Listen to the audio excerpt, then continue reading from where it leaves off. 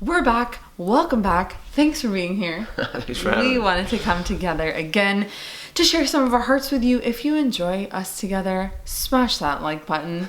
Press the subscribe button. So many of you have been walking through navigating engagement, and we wanted to do a little video about the transition from being dating and engaged into being married, because it's a crazy transition. And I think a lot of times it can feel very lonely because you're like, oh my gosh, are we the only one like adjusting to these things and bungling around and things like that? Yeah, it may not always go as smoothly as you anticipated it would go. Right, for sure. And specifically, we want to talk about that transition of we don't live in the same house, but now we live in the same room, right?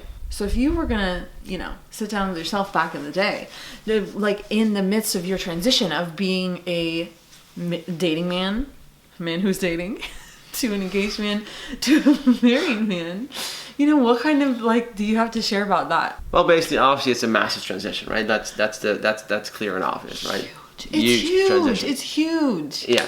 And obviously, we're speaking to our own personal experience and how we did it, right? Not living together before marriage, and then obviously after we got married, we lived together. I think the main thing I would say to myself, looking back at that, is a couple of things. First and foremost, you're in this for the long haul, you know what I mean? And it's a time of transition, like we just said, and it's not, you don't need to be perfect right out of the gate, and it's not gonna be perfect right out of the gate, and it's actually never gonna be perfect. Set clear expectations, which another person then can also meet and know what you're expecting, so that you both can align on, what is expected versus what you are bringing to the table as well. Does that kind of make sense? Yes, for sure. And we share that in our marriage video, 25 Quick Tips in Marriage. We always really tried to think and live like Daniel cannot know what I'm thinking or what I want if I don't tell him. Exactly. And so many women I talk to, they say, I just want my husband to figure it out. It doesn't work that way. Especially because you're going into such a completely different environment. There's going to be so much change and so much unsaid that needs to be said. Totally. Because I had my own routine, you had your own routine, I had my expectation of how things should be, how the house should go. There's so many expectations about, do you go to bed at the same time? Do you have dinner at the same time? Do you just invite friends over without telling the other person? Who cooks dinner? Who does the laundry? All of the things. There's so many things. So I think that is really important to set these clear expectations of, hey, this is what I feel, going into this. This is how I would like to see it go. You say how you would like to see it go, and let's meet somewhere in that middle so that everybody's happy and comfortable, and everybody gets into this good rhythm and routine that we can bring up and do together. Totally. Rather than having these moments where it's just I'm just crying or you're just all frustrated. I think it would have been so helpful back in our first year, maybe to even every month just sit down and say, okay, what's going well? How's it going with you? What's not going well? Actually, to have these open and honest, once a month, right? And it sounds so ridiculous in the sense that when you say it, having these meetings, but that's what the world says. Yeah. It's ridiculous to actually communicate, right? And that's what it is. Well, it's it's ridiculously hard to actually communicate, and that's the thing. You have to, you have to be vulnerable and open and honest. And there's times that I'm like, well, I just expect you to know this. So why, if I have to say it, how can I get to the point that I even have to say that? You should be. This is what I would expect you to already, do or say or behave or whatever it might be. How can you expect me to know this? Without you didn't tell me. Exactly. You didn't tell me. Yeah. I can't know this. So there were definitely a good amount of times like that. And especially being from two different countries, different cultures, different backgrounds, different language. There's a lot of extra things that came into our specific mix. But in general, I think that's a great starting point. Setting expectations of how you see this going, and the other person as well. And you're definitely never going to discuss everything. You can't, because there's so many little intricate things that you only find out as you're doing it. But at that time as well, if you even have set those clear expectations and you're trying to meet everybody where they're at, but also to go in it with, as you always should, being gracious and having the other's best interest in mind. And also, even if they say, even I know that we've had this in the past as well, where I express things and say, this is how I like to see this go, or this is what I expect here, or whatever it is, and you might not catch on to it, the first 1 or 2 or 3 times, and the same would go for me. But then being gracious and saying, okay, they're putting in the effort, they see. You mean me? Exactly. She's putting in the effort. Thank you. And I'm being gracious, and I get that it's not like a switch that you can turn and all of a sudden you do things this way, because you've lived your entire life leading up to that doing things that way. And we're totally different people. Exactly, yeah. And again, with different habits, different expectations, all that. So trying to I'm trying to think of a detailed example, right? Because I know if you're watching this, you're like, give us an example. But it's becomes a little cloudy, like 6.5 years in, of like a really specific example of like expectations where we weren't on the same page. One thing that you said is there's so many intricacies, which is such a part of giving yourself the space and the grace to be in that transition, right? As when you receive formal job training, you get on the job training and someone sits next to you and shows you how to do everything, and you shadow this person. Like when I was a waitress, I would like shadow the person, and I'm like watching them interact with the people and knowing how to do every single thing, and that's not a thing. And you might think, well, you had your parents, right? You saw how they did it, but again, they're obviously completely different people, living different life, having different expectations than what we have. And also, we didn't see the intricacies of our parents' marriage and the ways that it functioned. Yeah, like we know everything that goes on inside of this marriage. Right, the only two people that know everything that goes on within a marriage are the two people in that marriage. Mm-hmm. And I think that's a really important thing to remember for us in a social media culture. You see these people's marriages and we've talked about that before, when people say like, oh my gosh, they look so happy, something must be wrong, like something must be horribly wrong. That's not true. Like you just never know what's going on like in someone's marriage, but giving yourself the grace in that transition. And I would tell myself that just be gentle with yourself in the learning of that, because when we receive on the job training, when you're thrown into the job, you're expected to just like pull it together as fast as you can and figure it out as fast as you can. And that's not the goal of marriage, is to figure it out as fast as you can, because you're going to be figuring it out for the rest of your lives, right? And I think getting on the same page as quickly as you can through communication is something that that's an attainable goal. I think what's also important was, obviously you're in this for the long haul, but also now what's mine is yours and what's yours is mine. There's complete unity in that, right? So whatever salary I bring in, whatever salary you bring in, it doesn't matter how much of a difference there would be in those, it's all equal. Whatever, if you take out the trash and I take out the trash and you cook the meal or whatever, like everybody's bringing in these different things, but we like don't tally up about like, all right, this is what I'm bringing in, this is what you're bringing in. Let's kind of see where we're at here. Obviously you want to have an equal marriage where you're both fully participating in it. Exactly. But I think that was important as well. Well, that's important because as humans coming together, I think it's a human nature as well that you're thinking like, okay, I'm doing all these things, I'm bringing all these things, and obviously you expect something in return of that, which is natural, which is good. But in doing that, it's good to expect something, just like the Lord said, being what is that, chipper giver or whatever it is, right? Isn't that, what is it again? A cheerful giver, yeah. You cute bitch. but not expecting something in return. You know what I mean? That's you're crying for that, okay? But I think Jesus would have liked to say that, like, hey, I'm going to use that. Giver. The Lord loves a chipper giver. Yeah. But in your marriage as well, you know what I mean? Like, to not give with expectations of getting a return, which is normal in the normal world. 1000%. Everything will change in your marriage, right? If both parties, instead of saying, how much can I get out of this, start with their whole heart saying, how much can I pour into this? Yeah, exactly. That's the mindset. If both people in the marriage do that, oh my gosh, it really works as God designed it, of this self-giving, this self-sacrifice, this total gift of self, mind, body, soul, spirit, taking out the trash included, all of it. Yeah. No, and that's the important, right? And then as you're doing that, as you're pouring in, you'll see that you start to develop a new routine together. Because again, I have my routines coming into this, you had your own set routines and habits and all that, and then you start to jive and like kind of feel your own routine together. So what works for the both of us? What satisfies me? What satisfies you? And how is this, and you start to fine tune as you go, and find that rhythm. You get to that point that you're like in sync, you know what I mean? Like, what we're going to do at what time, how it works. I know how it works. What we're doing. Not always. Well, not always. That's why constant communication is key. Exactly, but you get to this rhythm that you can go to a party and a thing, and I can give you a look, and you know exactly what it is then. You know what I mean? And the other way around. One other thing I would say as well that's very important is to give each other your own personal time and space as you're coming together. That's for everybody, right? Because again, you're going into this from living your separate lives. Obviously, you're together, you're dating, you're engaged, all that, but now everything's unified.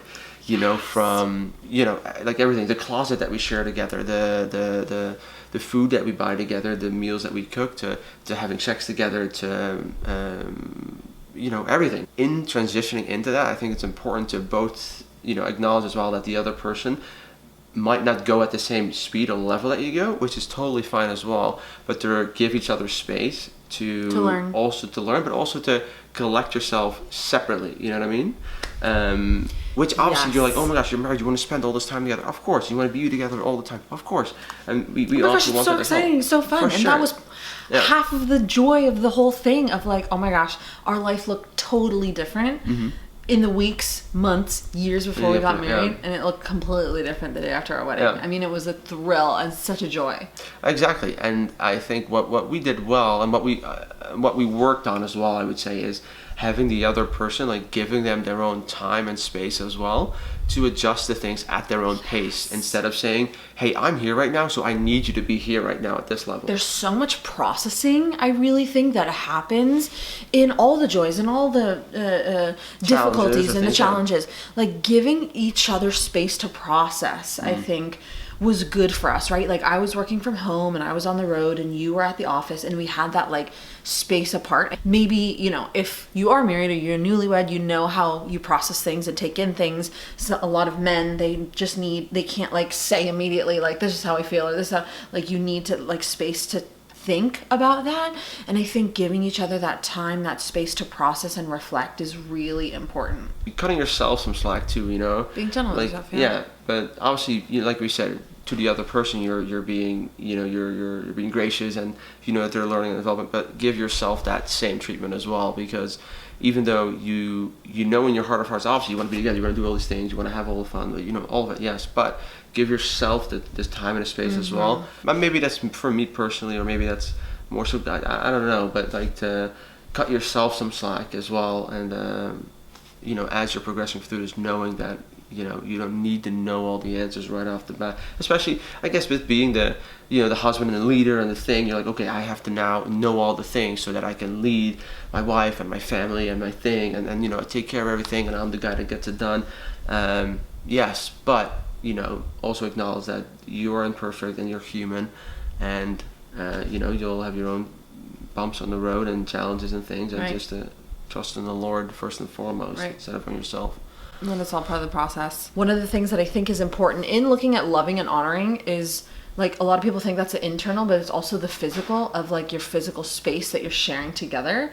And I think one of the biggest ways you can honor one another is by cleaning up after yourselves, right? Like we didn't go into marriage expecting the other person to pick up after the other. Like to get a maid, or to get a person who will clean my dishes, or to, like, you know, clean up all the socks on the floor and this and that, whatever. Like keeping a clean and orderly space, and having the discipline. For some people that requires a lot of discipline, but it's a choice that everybody can make. Really helps ease that transition, and you just honor that person to say, like, this is not just the space that I live in, this is the space that you live in, and I want to honor that space for you. And with all the challenges that you're going through, and all, you know, all the transitions and all the change, when you're doing all of that in a clean space, it makes a huge difference. Yeah, I think that, to add on to that as well, those are actually tangible things that you can do. You know what I mean? And that helps, because you're actually seeing quote unquote instant results. You know what I mean? Like when you clean up, and you clean up after yourself, you make the bed, whatever it is that you need to do to, you know, to pick up after yourself, you see instant results, and you get instant gratification from that. And the other person experiences that as well. Versus there's so many things that you have to work through and talk about, and it takes a long time to actually see the results, and you might never see an actual tangible physical result. Yeah, it's internal. And so this is something that really gives you a physical, you know, result and transformation that you can see right then and there. And I think that really helps as well. I think it's overlooked, and I think that, you know, a lot of times we just don't think about that as loving and honoring the other person. Yeah, because there are always bigger things, bigger fish to fry, or bigger things, or bigger blah blah blah. Totally. But let's just start small. With, you know, the things right here next to you. Yeah. I think the last thing that I would go back and share with us, and I think that's such an important part of the transition, is that you're a team. And we've talked about this in our marriage videos, but I think so often if we're not seeing eye to eye, if our expectations were unclear or whatever that is, it can really feel like you're against each other, right? Like, oh no, like I want to be right, or this and that, whatever, like we're trying to like prove our point or whatever. When it's us working together, you're going through a huge transition. I'm talking to, I guess, Daniel in 2016. I'm going through a huge transition, and we're doing this together. And to be gracious about that, understanding that you're learning while I'm learning, while we're learning together, is really, really key. Yeah, and I think with that, as well as to when conflict and when things come up that you do disagree on, and again there's some commotion or something like that, and you feel like you're more against each other than a team. I think it's important at that time as well to not 1, 2, 3 go and get outside opinions into the conversation, or pull outside people into it and say, you would go to your mom, or I would go to my mom, or friends, and say, hey, what do you think about her doing this and this? Or we didn't do that, because I think it's important as well for us ourselves to first figure it out, ourselves, instead of trying to get all these other people involved and create this thing or whatever it is, and just say, okay, we're going to work through this, and we can work through this. So you and I are going to work through this, instead of you, me, and 10 other people. You know what I mean? That just adds extra commotion and sometimes drama or whatever it is, which is all unnecessary, and just could easily make something into a bigger item than it is. I'm not saying that you should never do that. There's obviously situations where it is advisable to get other people involved. For sure, you need support, or you need to talk with someone, a trusted person. Exactly, there's like really something serious going on. But I would say in general, with a lot of the stuff that comes up, just from getting thrown into this room together, so to speak, right, which is a big transition, to first and foremostly discuss it and deal with it together. Especially in the heat of the moment. You could be like, oh my gosh, my husband did this and I'm so frustrated and blah, blah, blah. Yeah. Just don't do it, because then, people think poorly of your husband or your wife or whatever it is, right? Like, it doesn't even, like, what other people's opinions about what's going on, like, doesn't matter, right? In the grand scheme of things. If it's more serious, like he said, you need the proper support. You might need counseling. But just in the back and forth of the expectation, all that stuff, yes, deal with it together. Give yourself space, time, and take it to the Lord, right? So often we're like, oh, I'm going to go tell my friend, I'm going to why don't you take it to the Lord first, right? It's all of us in our lives. And you can take it to the Lord together as well. Totally. Of like, oh, I'm going to get this person's opinion, or I'm going to get that person's opinion, or he did this, so I'm going to talk to my sister about this. And you might want to vent, and that's normal, and there might be things you're like, oh, I just want to get this out, or whatever it is. But like you said, get it off your chest to the Lord. Yeah, exactly. Honestly, go that way. Because if He brought you together, right? Like, He wants to be a part of that. He wants to give your heart the grace to take every day as it comes, and to learn through every day as it comes. Yeah. Really good point. If we were to sit down in 2016, we could have used this video. I agree. Don't you think? Yeah, it would have helped us a lot. Yeah. I think one of the biggest takeaways for me was that, like, sitting down together every month. What's going great? What can I improve on? And that requires humility, which is a big part of this whole thing. Yeah. No, for sure. I agree. That's it. All right. Okay. My biggest takeaway actually was the Lord loves a chipper giver. That's a good one.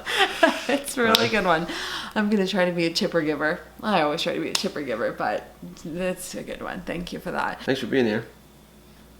Thank you for being here. Thank you for being here. We love making videos together. We're so grateful. Let us know what you think in the comments, what worked for you maybe in your newlywed life. I know a lot of women are looking at that, living that. Even men out there. Holla at the men. Talk to you soon. Bye.